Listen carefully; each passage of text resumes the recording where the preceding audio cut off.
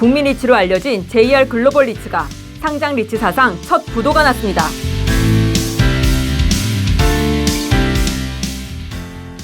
정부가 올해 상반기 수도권에서 공공분양주택 1만 3,400가구를 공급합니다. 올해 전국 공동주택 공시가격이 지난해보다 평균 약 9.1% 오르고 서울은 무려 18.6%나 뛰었습니다.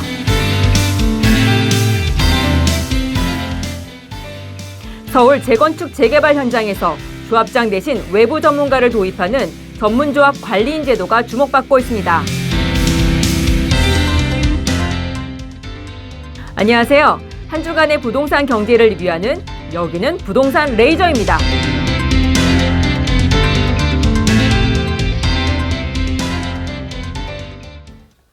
첫 번째 소식입니다. 한때 국민 리츠로 불리던 JR 글로벌 리츠가 지난 27일 상장 리츠 사상 첫 부도라는 불명예를 안게 됐습니다. 2020년 국내 최초 해외 부동산 공모 리츠로 상장한 이 회사는 연 7%대 고배당과 벨기에 정부라는 초우량 임차인을 내세워 큰 인기를 끌었는데요. 현재 소액주주만 2만 8천여 명, ETF 투자자까지 합치면 개인 비중이 90%에 달하고 약 2천억 원의 개인 자산이 묶여 있습니다.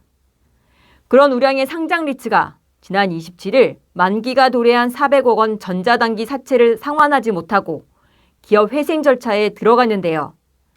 자금 회수까지도 자율구조조정만 최장 3개월, 정식 회생 절차로 가면 1년 이상이 추가로 걸려 투자자들의 피해가 장기화될 전망입니다. 아이러니한 건 이 회사가 지난해 순이익 162억을 낸 흑자 기업이라는 점인데요. 그럼에도 불구하고 이런 사태가 난 근본 원인은 고금리, 고환율의 이중고입니다. 편입 당시 연 1%대였던 현지 대출금리가 2024년 말 4에서 5%대로 급등했고 유로 환율도 3년 새 27% 이상 오르면서 환해지 정상금 부담만 약 1천억 원에 달했는데요. 여기에 유럽 부동산 가치 하락으로 LTV, 즉 담보인정 비율이 치솟자 현지 대주단이 캐시트랩을 발동했습니다. 여기서 잠시 캐시트랩이란 LTV 담보 인정 비율이 일정 기준을 초과할 경우 임대료 같은 수입 현금 흐름을 배당이 아닌 차입금 상환에 우선 사용하도록 강제하는 조항인데요. 쉽게 말해 사실상 자산이 묶여버리는 겁니다. 결국 이번 부도는 수익 자체는 나고 있었음에도 불구하고 자금 흐름이 막히면서 발생한 흑자 도산으로 보고 있는데요. 전문가들은 시총 10조 7천억 원 규모의 상장 리츠 시장 전반으로 불신이 퍼질 것을 우려하고 있습니다. 특히 저금리 시절에 짜놓은 조달 구조가 고금리 환경을 버텨내지 못한 구조적 한계라면서 리츠 시장 전반의 리스크 관리 체계를 지금 다시 점검해야 할 시점이라는 지적도 나오고 있습니다. 국토교통부는 LH 경기주택도시공사와 함께 지난 4월 30일 3,100가구의 입주자 모집 공고를 냈습니다. 이 중 3기 신도시 물량만 2,300가구에 달하는데요. 단지별로 보면 남양주 왕숙 2지구가 약 1,500여 가구, 고양 창릉이 약 500여 가구, 시흥 하중지구가 400가구, 인천 계양 약 300여 가구, 마지막으로 안양 관양고가 약 400여 가구입니다. 2분기에는 추가 공급도 이어지는데요. 다음 달 화성 동탄 2신도시와 성남 낙생에서 3,500가구가 공급되고 6월에는 고양 창릉과 부천 역곡에서 5,500가구가 추가로 나올 예정입니다. 가격도 눈여겨볼 부분인데요.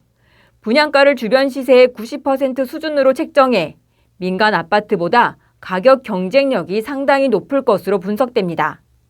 신혼부부, 청년, 생애 최초 주택 구입자를 위한 특별 공급 비율도 높아 청약 가점이 낮은 젊은 실수요자들도 충분히 노려볼 만한데요. 실제로 경쟁률도 상당합니다. 지난 2월 분양한 고양 창릉 신혼 희망타운은 평균 약 20대 1, 과천주암은 무려 약 850대 1의 경쟁률을 기록하기도 했습니다. 하반기에도 공급은 계속되는데요.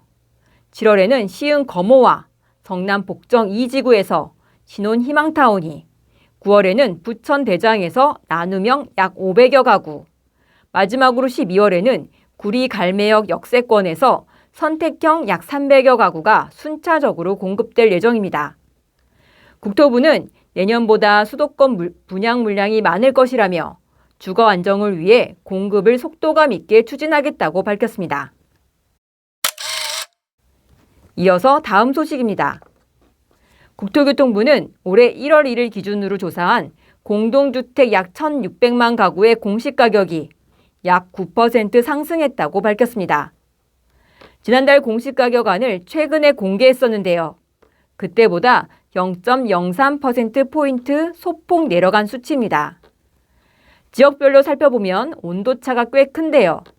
서울이 약 19%로 가장 많이 올랐고, 경기 약 6.4%, 세종이 약 6.3%, 울산은 약 5.2%로 상승했습니다.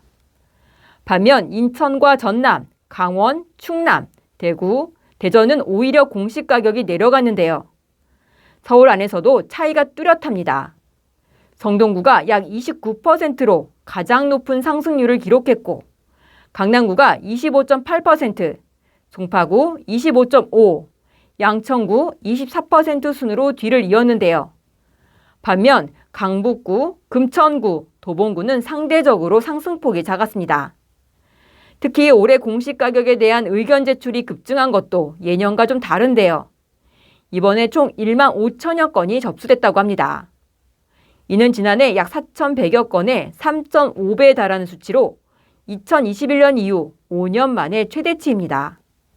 이 중 공시가격을 내려달라는 의견이 약 1만 1,600여 건으로 대부분을 차지했는데요. 지역별로는 서울에서만 1만 200여 건이 몰렸습니다. 공시가격이 크게 오르면서 재산세와 종부세 같은 보유세 부담을 느낀 집주인들이 그만큼 많다는 거죠. 다만 정부가 이를 받아들이는 비율은 오히려 낮아졌습니다. 지난해 26.1%였던 반영률이 올해는 13.1%로 절반 수준으로 뚝 떨어진 건데요. 국토부는 한국부동산원 검토와 외부 전문가 심사, 중앙부동산가격공시위원회 심의를 거쳐 최종 결정했다고 설명했습니다.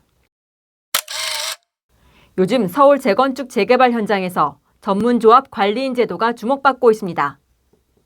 조합장이나 임원 대신 외부 전문가가 사업을 이끄는 방식인데요. 외부 비리나 주민 갈등으로 사업이 멈춰버리는 경우가 늘면서 정부와 지자체가 적극 권장하고 있습니다. 최근 서대문구는 북아현 3구역 조합원들에게 전문조합 관리인을 도입해야 조합원 피해를 막을 수 있다는 공문을 보냈는데요. 이 구역은 약 5천여 가구의 대형 재건축 단지로 주민 갈등으로 집행부가 전원 사퇴하고 검찰에 송치되는 사태까지 벌어졌습니다. 여기서 잠시 전문조합 관리인은 어떤 사람들일까요?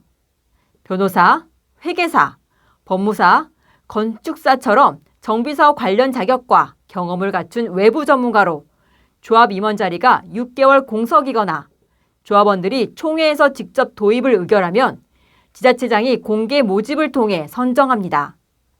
정부는 6개월 공석 여건을 2개월로 줄이는 법 개정까지 추진하고 있어서 앞으로 더 빠르게 전문가를 투입할 수 있게 될 전망인데요. 성공 사례를 보면 18년간 표류하던 서대문구 연희 1구역은 2023년 전문조합 관리인 도입 후 소송, 이주, 시공사 협상을 마무리하며 지난해 착공과 분양에 들어갔습니다. 더불어 중구 만리제 2구역도 4년 넘게 끌던 이전고시 문제를 전문 관리인 중재로 해결했는데요. 다만 반발도 적지 않습니다. 이에 관계없는 외부인이 사업을 결정하는 게 맞냐는 우려 때문인데요. 실제로 일부 구역에서는 도입 과정에서 갈등이 오히려 커지거나 아예 사업을 포기한 사례도 있었습니다. 전문가들은 선임 과정이 투명하게 공개돼야 주민도 믿고 받아들일 수 있다고 강조합니다.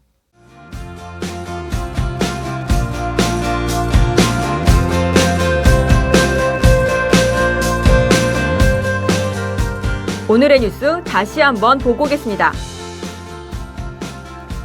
국민 리츠로 알려진 JR 글로벌 리츠가 상장 리츠 사상 첫 부도가 났습니다. 정부가 올해 상반기 수도권에서 공공분양주택 1만 3,400가구를 공급합니다. 서울 재건축 재개발 현장에서 조합장 대신 외부 전문가를 도입하는 전문조합 관리인 제도가 주목받고 있습니다. 올해 전국 공동주택 공시가격이 지난해보다 평균 9.1% 오르고 서울은 무려 18.6%나 뛰었습니다. 지금까지 오늘의 뉴스였습니다.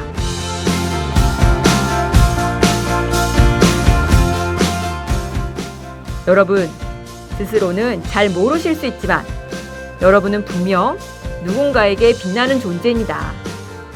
사실 이 말은 제가 한 게 아니라 지하철을 타면 기장님께서 승객들에게 방송으로 하시는 말씀인데 얼마 전 우연히 듣고 너무 좋아서 여러분께도 꼭 전하고 싶었어요.